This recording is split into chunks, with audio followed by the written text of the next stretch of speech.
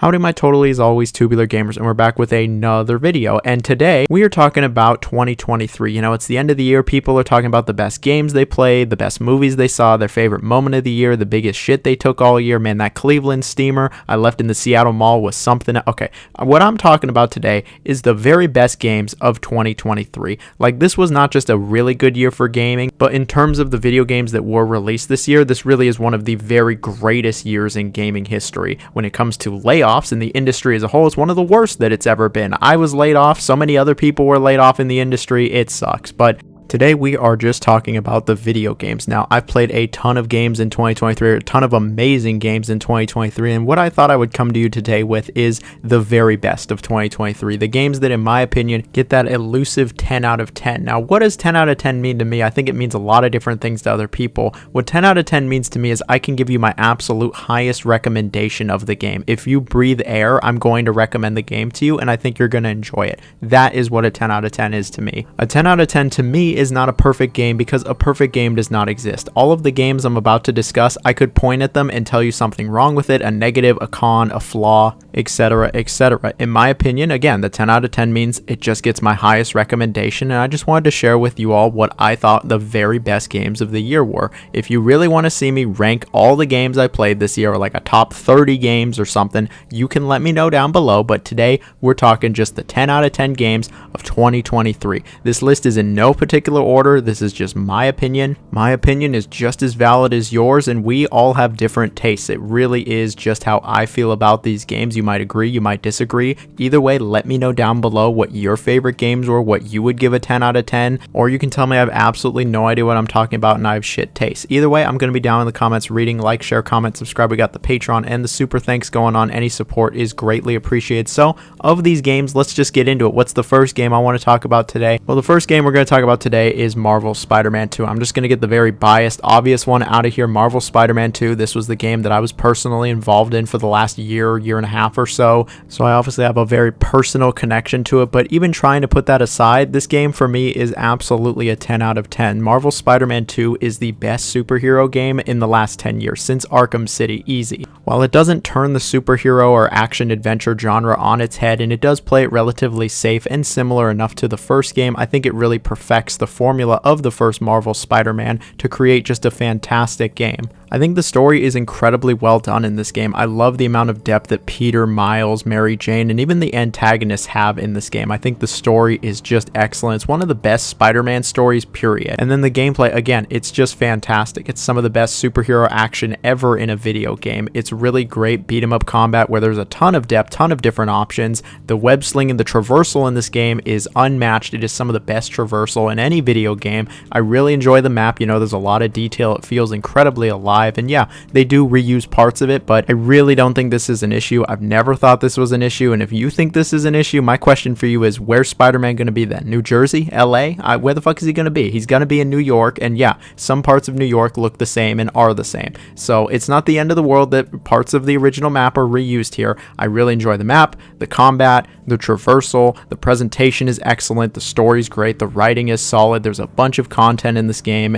It's really cohesive. It has a really excellent pace to it. It has a nice flow. It doesn't ever feel like it's overstaying its welcome, and I was engaged the entire time. And yeah, I might have been part of the game's production, and I could be totally just shilling here. I am in the credits to prove it as well, but I think even besides all of that, that this really is just a great game that I have no problem recommending. Like, even if you're fatigued with Marvel like I am these days, this game's the exception. It does something great. It's just such a good time. It really is. And here we have the Resident Evil 4 remake. Now, the original Resident Evil 4, I could also give that game a 10 out of 10. I love that game. It's one of my favorite games of all time. And so when they remade it, I already knew it was going to be something special. But this remake is even better than the original game. They really modernized Resident Evil 4, which was already just a beast of a game. Obviously, the graphics are fantastic. It looks great. It feels great. It sounds great. They touched up the controls, the weapons, the shooting, some of the level design. Added a boss fight or two because they got rid of the quick time events. They didn't really touch the story all that much since it was pretty good. They just tweaked the dialogue a little bit. That was definitely worth tweaking. Like, the story's great, the presentation's great, the gameplay is great, the combat is just so good in this game. There's so many different ways to go about every encounter. It's challenging. The game gets relentless, especially in the castle. I love the item management. I just love the feel of the weapons. It's incredibly satisfying. The game is rewarding. I like the side content they added. Like, Resident Evil 4, the remake, is just not fucking around. Like, the original game was already so good, especially for when it came out. Like, even nowadays, I'm like, damn, the content in the original RE4 and the gameplay, the moment-to-moment action, the story, the atmosphere, presentation, all that, it was so good. They already had the winning formula. They already had the gold. They just polished it up even more, and that's really what the remake is. I have no problem recommending the game to, again, literally everybody. Like, especially if you love Resident Evil, if you love horror, if maybe you played the original and are just waiting out on this new one for some reason. Like, no. The Resident Evil 4 remake is so good. This is legit one of my favorite games of all time, hands down. I love the Resident Evil 4 remake. I could be here all day just talking about the Resident Evil 4 remake, but we got other games to cover. Like Baldur's Gate 3. You knew this was coming. I've talked about this game a few times already, and I'll probably talk about it plenty more times in the future. Baldur's Gate 3 really is one of the greatest RPGs of all time, and one of the best games I've ever played. Like, it is rare to see a game with just so much going for it, whether it's the in-depth battle mechanics, how unique your character builds are, how your background actually matters, how much replayability there is, the depth of the characters and the arcs they go through, how great your companions are, the general story, the pacing, the flow, the side content, how the game doesn't shit the bed at the end of the game, and has a pretty decent to good ending, which I did not expect. Like, I really enjoy everything about Baldur's Gate 3. It was just such an amazing playthrough that I'll never forget. I played through the entire game cooperatively, split screen with my partner, and man, we really just had a blast playing this game. There was more than one day where we put so much time into this. Literally, it was all we did all day. I'm not kidding. We put over 12 hours into the game in one day. Like, there's just so much depth and so many reasons to go back for another playthrough. Like, the amount of different ways you can approach every, and I truly mean every scenario, is just mind-boggling. Most games will give you 2, maybe 3, maybe even sometimes like 4 options for every encounter or maybe set piece, but Baldur's Gate 3 doubles that, triples that in some scenarios when it comes to how many ways you can approach certain set pieces, dialogue, conversations, or encounters in general. Like, there's just so much to it. I think the pacing is really great also. That first act is phenomenal. That is some of the best gaming I've ever had, period. The second act, while I think it's also very good, I don't think it's as good as the first. And then, I've heard some people say they didn't really like the third act, but I actually don't feel that way. I really enjoyed the third act as well. I loved how everything came full circle from the first 2 acts. I love how stuff I did in the first part of the game, the first couple hours of the game, actually affects other things way later in the game.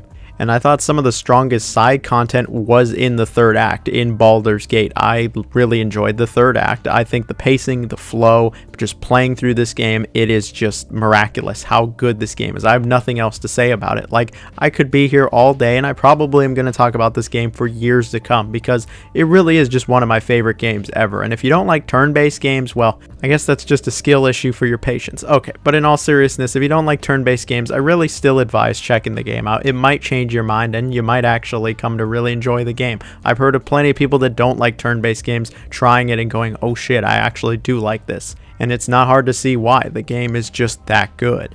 Now, another game that has a ton of different ways of going about it is Zelda Tears of the Kingdom. Now, I enjoyed Breath of the Wild. I thought it was a great game and one of the best Zelda games, but there were plenty of things I didn't really care for in that game. And in my opinion, Tears of the Kingdom just kind of blows Breath of the Wild out of the water. Like, I could never go back to Breath of the Wild after playing Tears of the Kingdom. Tears of the Kingdom might also be the biggest game of 2023. Seriously, this game is just absolutely massive. Not only does it have the map of Breath of the Wild, which was already just ginormous, but it has all the sky stuff, and then it has the depths. There's a ton to explore down there, and while I don't care for the depths as much as the sky or the main open world, I still really enjoy the depths and what they bring to the game. It really does add some variety. Like, there is just so much to see and do in this game, and then there's a bunch of different ways to go about it, how you get to the location, what you do with said location. Obviously, there's all the shrines. All of these have puzzles with different ways to go about it. Sometimes it is really obvious and there's really just kind of one way to go about it, but I've had plenty of instances where I totally didn't do what I was supposed to do and still was able to get through the shrine. It's really cool stuff. I also really like the story. I really enjoyed the story and the characters and how everything plays out. Like, my biggest issue with Breath of the Wild was the story. I just didn't really care for what little story there was. There was barely even a story. Here, there's a lot more story. I really like how everything progresses, and then no spoilers, but how you get the Master Sword is freaking epic. It is really cool and one of the coolest moments I've ever had in a video game. Like, getting the Master Sword is really great, and if you miss it, what a shame. That's really all I gotta say for you. But I enjoyed the story, I like the characters, the gameplay is great, how big the world is, just how much there is to see, how it really never got old, and the game is as long as you want it to be. If you don't want it to be stupid long, you can just go finish it, but you can also make this game well over 150 hours, and it feels like it's never going to get old. You'll be finding new stuff pretty much the entire time, and you can just get so creative with it, especially when it comes to just like creating your own solutions to problems. I really love how many different ways you could go about everything. It's just a ton of fun, and I never felt like the game told me no. It was like, yeah, go ahead. If you want to go do this, or you want to go about the problem in this way, go ahead and do it. It might be the stupidest way imaginable, but you can try. The game, it feels like, just never tells you no, and it really brings back that childlike wonder or imagination where it's like, how can I go about this? What kind of crazy stuff can I do? And I've seen some people create some absolutely crazy contraptions that I never would have even thought of. It's really cool stuff. Like, if you like Zelda, if you like open world games and you haven't tried Tears of the Kingdom, I don't know what you're waiting for. It really is just one of the best adventures you could have in any video game, and this game very well might be my favorite Zelda game of all time. It's either this or like Ocarina. I'm sorry, I love Ocarina of Time, but this game is so good. And here we have a game you might not have heard of, Bomb Rush Cyberfunk. I'm sure plenty of you are scratching your head right now going, wait, really? Seriously? This is obviously a very personal choice to me, but Bomb Rush Cyberfunk, in my opinion, yeah, it is a 10 out of 10 experience that I can give my highest recommendation. I was super hyped for this game. Like, let me give you a little background here for a second. I love Jet Set Radio. Jet Set Radio Future, it really is one of my favorite games of all time. So when I saw Bomb Rush, I immediately was like, that's what I want. That, yes. Then when it finally came out and I played through it, oh, it is so good. It is just absolutely phenomenal. You know, I know that this game is clearly not everyone's cup of tea, but I still would recommend it to everybody. If you've ever had any mild interest in skateboarding, Tony Hawk, extreme sports, platformers, Jet Set Radio, or games with just a cool style and a great soundtrack, this is the game to play. Like, this game is just so good. It absolutely understands what made Jet Set Radio great, but it actually evolves it and brings it into like the modern day. And here I was thinking like, oh, I hope this game's good. I hope it's a decent follow-up or spiritual successor to Jet Set Radio. What I never, and I truly mean never, imagined was that this game would actually be better than Jet Set Radio. I'm still shocked just saying it out loud. Yes, I think this game is better than what it's inspired by. It has an awesome tubular personality. I love how the game looks, the aesthetic, the character models, just this vibe, the atmosphere. It's really great. The soundtrack is nothing short of phenomenal. It's so good. Like, I have no words to describe how much I love the soundtrack of this game. I regularly listen to the soundtrack still. Like, almost every day I listen to the soundtrack. That's a fact. And then the gameplay, oh, it just brings everything together in such a great way. Like, it has an amazing feel. The traversal is great. Doing the tricks is really cool. Sure, it's not the most complex trick system, but it's way more complex than anything we ever had in Jet Set. The combat, you know, it's not great. It can be a little clunky, but again, way better than what we had in Jet Set. I love the levels and how they're designed and how you go about everything. I like how the game actually kind of challenges you with its platforming. Like, the platforming and just general traversal in this game is such a blast. It is so much fun. Like, it just feels great. It looks great. You feel cool getting these really high combos. It feels nice. Like, I have no other way to describe it other than that it tickles my brain in a certain way that just gets me really excited, and I really enjoy the gameplay. And I think the game has a great length to it. It's not too short, not too long, very replayable. There's collectibles, spray painting as much as you can. Like, I have no doubt that I'll be returning to this game probably every year for quite a while. Like, I try to return to Jet Set maybe every other year and just play through it real quick. This is what I'm gonna play now though, because this game, it really just improves everything Jet Set had. It's literally Jet Set but better. And the other thing to remember is this is an indie game. This is not some big AAA blockbuster game with a massive team and budget. This is an indie game, and here I have it on my 10 out of 10 games from this year. I really can give this game my highest recommendation. It's so good. If Sega makes another Jet Set, I would be really surprised if it's better than this game. Good luck to Sega. And so in conclusion, I think Bomb Rush Cyberfunk, it is an amazing game that is absolutely worth playing. But Bomb Rush isn't the only platformer we're talking about today. We also have Super Mario Wonder. Now, we knew Super Mario Wonder was going to be something special from the moment they announced it, from the moment they showed it off, and after playing through it, yeah, it is. This is easily the best 2D Mario game in the last like 20, 25 years. Like, it is immediately just shot to the top of the list when it comes to some of the best Mario games of all time, and for good reason. It's one of the most creative platformers you'll ever play, and when it comes to this game's presentation, it looks so unique. Like, it looks unique from other Mario games, just really any other game. I love how it looks. I love the atmosphere, the vibe. It's so pretty and colorful, and the music's great. Like, I really enjoy the presentation, and then the platforming itself, it's just so good. Like, the game feels really nice. This is some of the best controls, best feel Mario has ever had. It's like better than Super Mario World, you know. I don't know just yet if this game is the best 2D Mario game ever, but the fact that it's already in that conversation really just speaks volumes of how good the game is. Like, these levels are all fantastic. There's no bad level here. They're all very different from each other. They each have their own unique gimmick, and I enjoyed all of them. I really enjoyed all of them. Like, I don't know if level design in a 2D game gets any better than this. It's actually that good, and then you can play through the entire game cooperatively. I like the power-ups, and I think the levels actually take real advantage of the power-ups. Like, damn, these levels are just so creative. Some of these levels feel like they have more creativity than some entire games do. Like, that's how great all of these levels are, and then there's a bunch of replayability when it comes to the pacing and playing through the game. I think it's just great. It's not stupid long either. Like, this game really does seem like a pretty easy sell. I really can't give this game anything but my highest recommendation, especially if you love 2D games, platformers, Mario, etc. It just doesn't get much better than this. And while we're talking about it just doesn't get much better than this, we have Street Fighter 6, where I truly can say fighting games don't really get much better than this. Like, Street Fighter 6 is immediately one of the greatest fighting games ever made. Now, I love fighting games. I've been playing fighting games a long time, but I was truly shocked with just how great SF6 was. I knew it was going to be good, but once I finally played it and saw everything this game has to offer, I was like, wow, this is crazy. Like, it's crazy in nearly every aspect. It's crazy how good it looks, how well it plays, how great the online is, the content, the character roster. It is truly superb. When it comes to the moment-to-moment gameplay, it is unmatched to like any fighting game. This game has a great feel to it. It is solid controls, and it's incredibly accessible. You know, I've seen plenty of people complain that Street Fighter is not that accessible, and as someone who has played fighting games for years, I can agree. Sometimes it isn't, and this game is incredibly inviting, user-friendly, intuitive, and it really invites people to come play fighting games. They want you to play this game. They have made it easier to understand and play, but again, they didn't simplify it, they didn't dumb it down.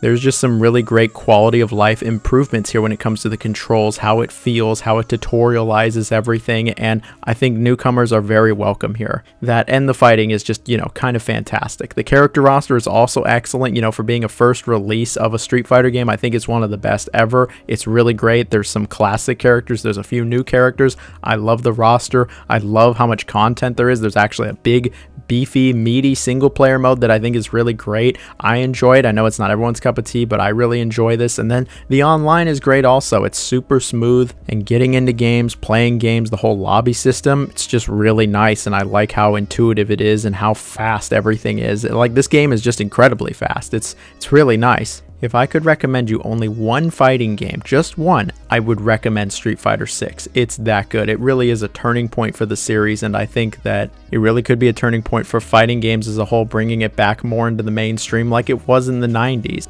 And it's all thanks to just how good this game is, and a couple other fighting games coming out this year, but none of them are as good as Street Fighter 6. Highly recommend. And here we have, sadly, the last game we're talking about today, and it's Pikmin 4. Now, Pikmin is one of my all-time favorite series, and I was really excited for the fourth game. I expected something great. But I don't think anyone expected what we got with Pikmin 4. Pikmin 4 is an absolutely massive game, especially by Pikmin size. And while I wasn't too sure about it before, I think I can confidently say it now that this is the best of the entire Pikmin series. Seriously, this game has so much quality and content to it that you could be playing this game for weeks. Like seemingly all the other games in this video, it's like they looked at the previous games, took that formula, and just perfected it. They absolutely perfected it and made it as good as possible. Like they improved the feel, the controls, getting into it, the level design, the presentation. It is just all done excellently well. Like Pikmin 4 was just such a blast to play through. It was such an enjoyable experience that I have no problem giving this game a 10 out of 10 and telling you to go play it. If you've had any interest in video games, I think you can enjoy something about Pikmin 4. I think you can at least appreciate how it looks. Like, this game looks fantastic. I would argue that this might be the best looking Switch game ever. Seriously, it looks that great. The presentation's great. The music's cool.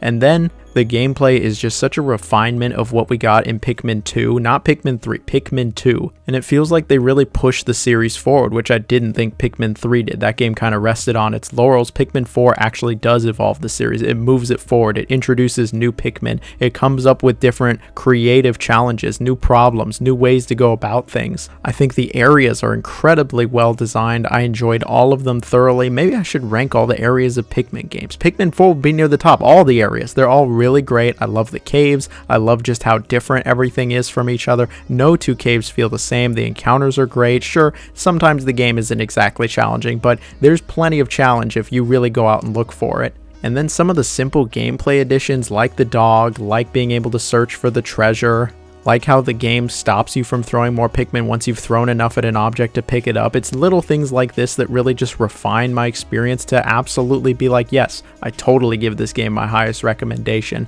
I also love the personality and charm that this game has. It just brings me back to a simpler time, maybe when I was a kid and playing the older Pikmin games. I think they really captured that feeling and vibe and aesthetic really well and, just modernized it. Like, out of all the Nintendo games I've talked about today, this might be the hottest, most nuclear take, but this might be my favorite of the Nintendo games in 2023. This very well could be my favorite Switch game of the year. Yes, even above Tears of the Kingdom. I just love Pikmin 4 that much. I love Pikmin. I love this series. I put like 45, 50 hours into this game. I 100%ed it. I don't 100% like anything, but I 100%ed this game. I give it a solid 10 out of 10. If you can breathe, go play it. In fact, if you can breathe, play any of these games. I really doubt you'll be disappointed. Again, I don't think a 10 out of 10 is a perfect game. I could pick out things I don't like from every game I just discussed. A 10 out of 10, in my opinion, is just a game I can give you my highest recommendation for, and these games are those games. Go check out all of these games if you haven't already, and that's really it for this video. I just wanted to talk about some of my favorites. After giving it some thought, I will do a list sometime, maybe in the next couple weeks, that is my top 10 or 20 or whatever favorite games of 2023. There were so many games, I could probably do a top 50. If y'all want to see that, you let me know down below. If you made it to this part of the video, comment air, as in what you should be breathing. That is our little code word. You made it to the end of the video, and hey, while you're here, tell me what your favorite game of the year was. I'd love to read it. I'm always lurking in the comments unless it's not giving me notifications for some reason. But yeah, hope you have a great holiday, weekend, day, night, whatever's closest to you. See ya.